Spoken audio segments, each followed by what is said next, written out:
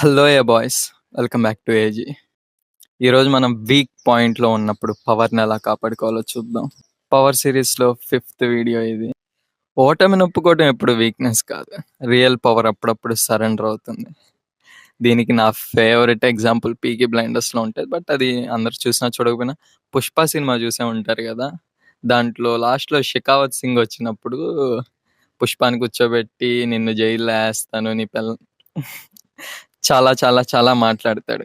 కానీ పుష్ప సైలెంట్గా సరే సార్, సారీ సార్ అని చెప్పి డబ్బులు ఇచ్చి వెళ్ళిపోతాడు. ఎందుకు? కేజీఎఫ్ సినిమా చూస్తుంటారు కదా, యష్ మనోడు చాలా కష్టపడి నరాచీలోకి వెళ్ళాక నేను వచ్చేసాను, నేను ఏనుగుల్ని కూడా మట్టి కరిపించగలను, అది ఇదని బట్టలు చింపుకొని హడావుట్ చేయడు. సరెండర్ అవుతాడు, మనోడిని కాల్చి స్టాంప్ వేస్తారు, రారా పోరా అంటారు, పనులు చేయించుకుంటారు, అన్నీ చేస్తాడు. ఎందుకు?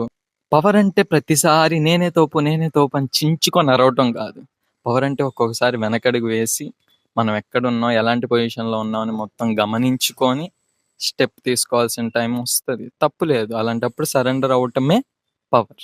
సో ఏ బాయ్స్, నేనేం చెప్తానంటే వీక్ క్యారెక్టర్ ఉన్నాడే ఓడిపోవడానికి భయపడతాడు.